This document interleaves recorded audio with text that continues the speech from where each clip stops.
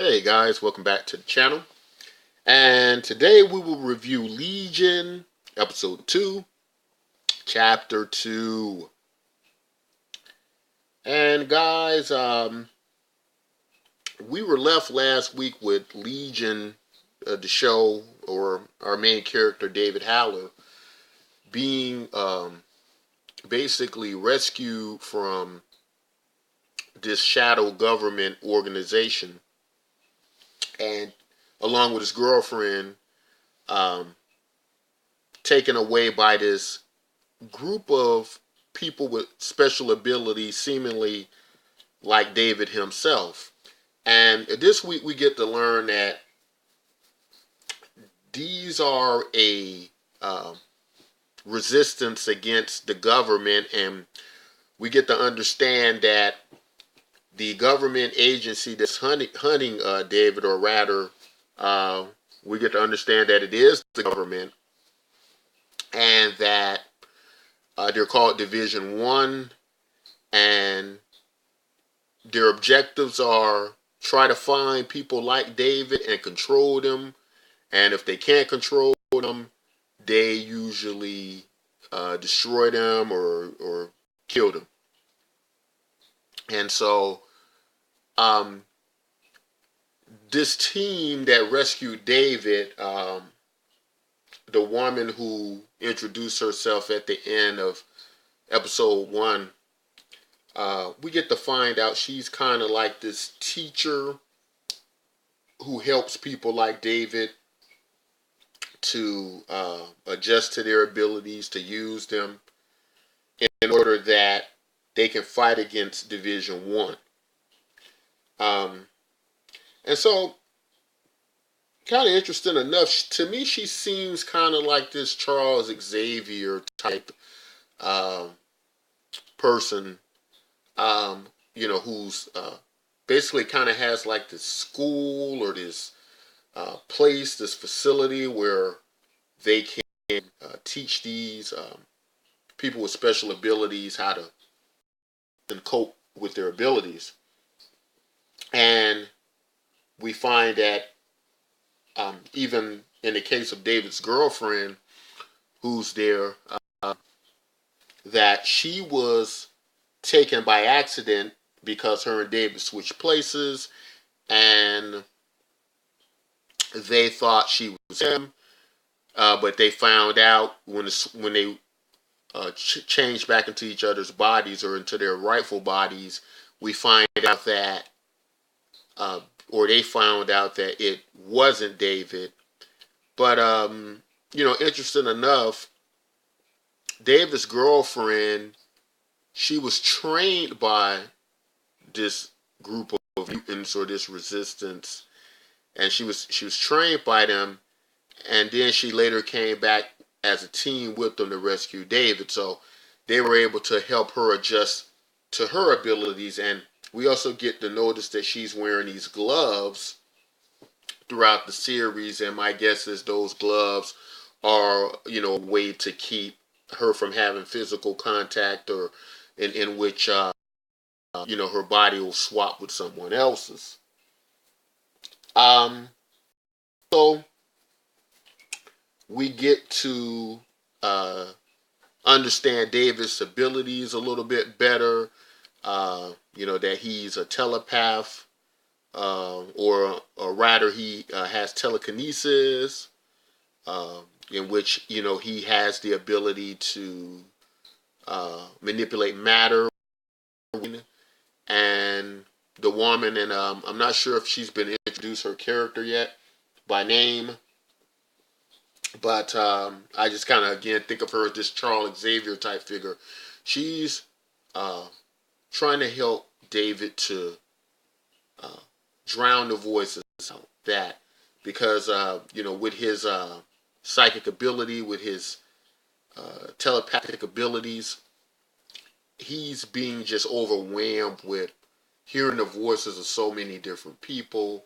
And so she's teaching him how to focus on one particular voice and let the other voices just kind of fade away. So I thought that was very interesting. And like I was saying last week, my concern was that what I got from last week was I really enjoyed the portions of the program where it dealt primarily with understanding its power and having us go through these mysteries of, is this reality or is this real? And I just found that very interesting when they went to the action sequences of them fighting against Division One. For some reason, I wasn't as interested. So I was kind of concerned that in episode two, they were going to get away from, you know, going more deeply into David's powers, and then more focus on the outside world or outside the hospital in Division One. But they didn't do that. They kind of went right back to how last week's episode was, and I really enjoyed that. I really liked this episode. I thought that uh, as it ended last week, I thought they were going to make the mistake of, basically trying to create this just yet another show about mutants fighting against the government and things like that. And we were going to go into that and this and that, and but it didn't do that. It went back to the areas that intrigued me personally, and that's just reviewing the psychological effect of David having these tremendous telepathic powers and these telekinetic powers, and so also how they explaining it, how they would step into David's mind in order to help him and to train him. I thought it was cleverly done, and I really enjoyed it. The black gentleman who was in last week's episode, who was part of the team, I was wondering what his ability was. I saw him with this weapon or this gun, and I was assuming that maybe he would be like this crack shot or somebody that's really good with a gun that maybe never misses, that maybe can curve bullets or manipulate bullets or something like that. I really thought that's what they were going for this character, but we find out that he's some type of self, and I believe the term that they use to describe him is memory artist, and he has the ability to go into someone's mind and recreate the framework, in the memories, and try and kind of create this virtual reality, if you will, situation where they can all kind of stand seemingly inside the person's mind, and he can go back and he can recreate the memories, and they can relive them, and I just found that I just like how they did that, how they showed how they were able to back into David's memories, and just how they explained that that was what his role was. Also there was they went on to explain that they want to continue David's training, and that the next segment of it, or the next portion of it, would have to be the talking part, or more the psychological part, helping him to come to terms with his abilities, and differentiating it from schizophrenia, and they're explaining to him that he's not really crazy, and I also like that part as well, because when I watch shows like this, fusing, and you don't know reality from the fantasies or hallucinations that's going on in his head. If you're looking for keys to try to see what's real and what isn't, because for all we know, David could have just still been sitting in the mental hospital, and all this just kind of happening in his head. But there are certain parts of the show I notice where they make it a point to differentiate to David what's real and what isn't. In last week's episode with his girlfriend, his girlfriend, he specifically asked her, was this part? She went, yes, this is real. And we kind of get that again in this week's episode with his teacher, or this person who I'm just going to call the person like Charles Xavier, where she's, telling him that you're not crazy, that, you're not schizophrenic. You have real powers, and that's what you're experiencing. And so that kind of draws the line of what's real and what isn't. Also, what I found interesting in this episode was as they're going into David's mind with him, this woman here who's like Charles Xavier and the gentleman, there's David's so strong psychically that he's kind of doing this memory suppression thing, and he's so powerful he can keep him out of certain parts of his mind that he doesn't want them to have. Now if it's anything like the comic book suggests this character is, I'm wondering, is it his other personalities is doing this? Also we still have the same issue with his friend from the mental hospital, the one that was killed by his girlfriend, and she specifically mentions that or apologized to him for killing her because she didn't really, when they swap places, she didn't really know how to control his powers, and he understands that she wasn't able to control the powers. But in a very weird scene, he's quoting, some things about his friend saying something like, newbies don't know how to, do things, or something to that effect. And, this is one of these where it kind of keeps you guessing of what's going on. So you really got to try to look to see what's real and what isn't.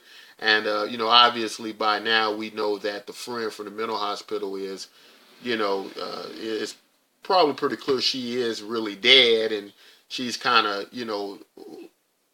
I don't know if she's a created personality from his mind, or I don't know if she's just kind of some kind of memory he's, created, or some reality surrounding her he's created. But just interesting. I very much enjoyed, what was going on. We also get, during their exploration of David's mind, we get a character I didn't talk about last week because I didn't know much about him, but I also forgot to mention him.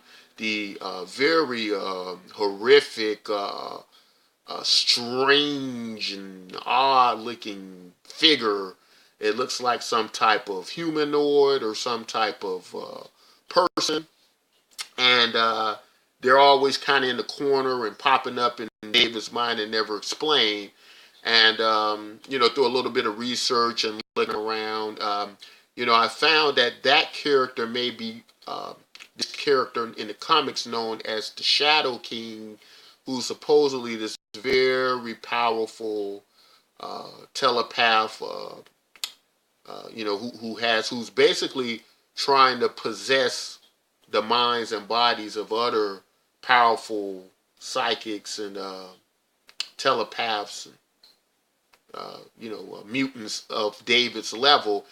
Apparently, he must be pretty strong. I think he's actually, in the comics, actually stronger than David. And I think at some point, if I'm not mistaken, I think Charles Xavier is able to destroy the Shadow King. But if this is the character from the comic books, the Shadow King may very well be who's invading David's mind, and he's trying to take it over.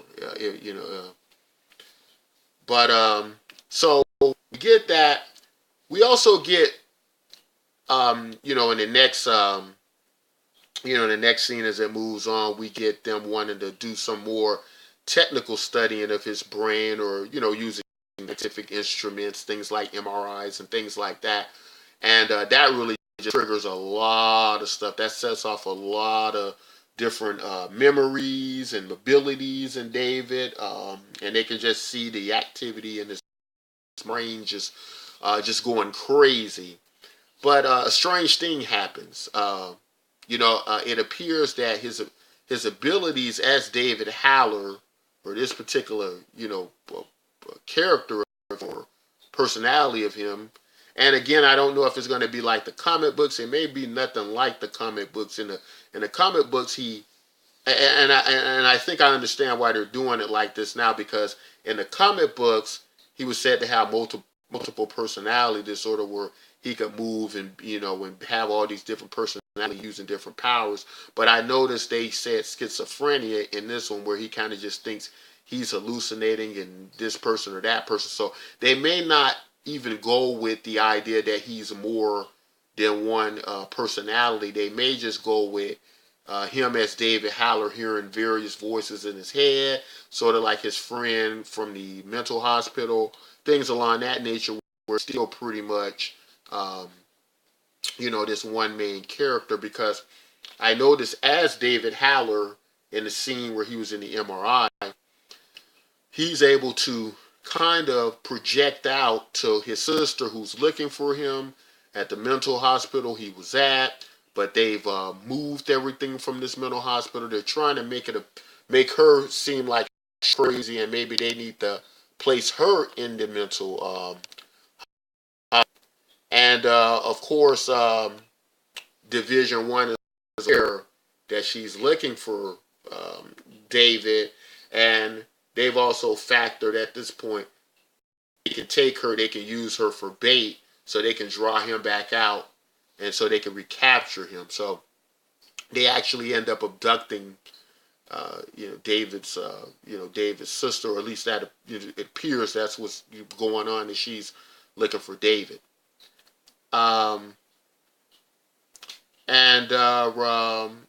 Another interesting thing I found was that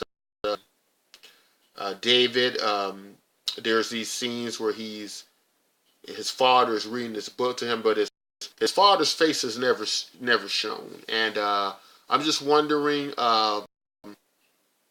basically,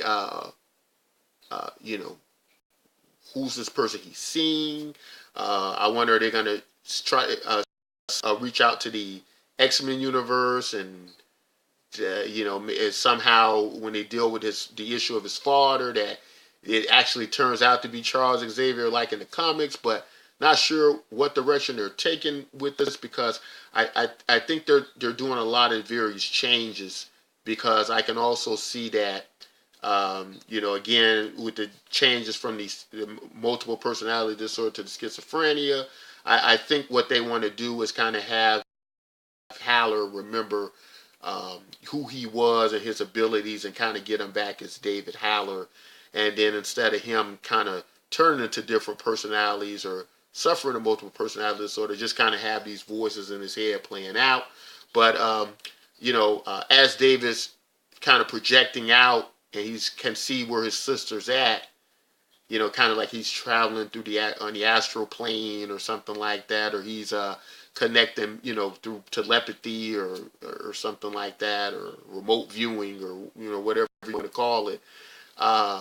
Whilst he's doing all that, he kind of goes in and he wakes up.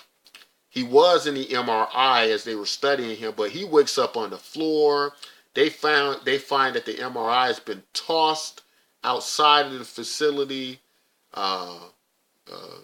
several dozen feet away, in the outdoor park area.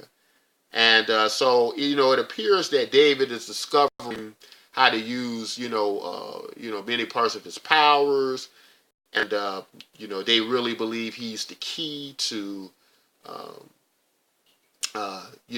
being able to end the war that's going on with the government, and as they're hunting the mutants. And I think I've just about covered everything in this week's episode. I don't think I missed anything. Again, this is a pretty complicated show. It's a complex show, but I like it so far. I thought that I was going to kind of fall off the last week's episode. I thought I was going to kind of go down, but it surprised me. It stayed where I wanted the show to stay, and I think it's a good show. It's got my attention. I'm gonna keep watching, and I'm gonna keep doing reviews on it. There was a member of the team we didn't get anything from. I kind of seen her doing some kind of martial arts training or something, and I'm curious as to what her ability is. As they didn't really, do much with her, talk about her. But obviously, there are more people part of this team because we did get the guy who could kind of, toss images with his mind or, use some type of telekinetic powers himself. And so that'll be interesting to see what they, what the next, thing's going to be about. But we were just kind of left off with his sister being held captive with Division One. David's girlfriend talked him out of rushing off because he wanted to rush off and save his sister, but she talked him into, hey, just do the work, go through the training, wait till you're ready and fully understand your power, and we will all go rescue your sister together, just like we rescued you. So, great show, great show. Only predictions I have is that, like I mentioned earlier, that I don't think they're going to do it like the comic books, with him, turn into these different people. I think they're going to it's pretty much like a memory thing, and that's what they kept referring to or going back to in this week's episode, that his memory, it seems he's lost his memory and they want to get his memory back, and they're trying to go back into his memories, and he seemingly has them hidden away someplace. And so I think they're going to stick with that part of the show.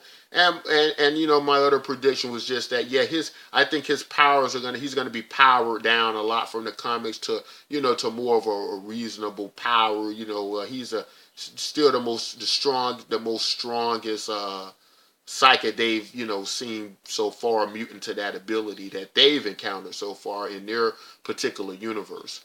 But very interesting show this week. I enjoyed it. I hope you all enjoyed it too.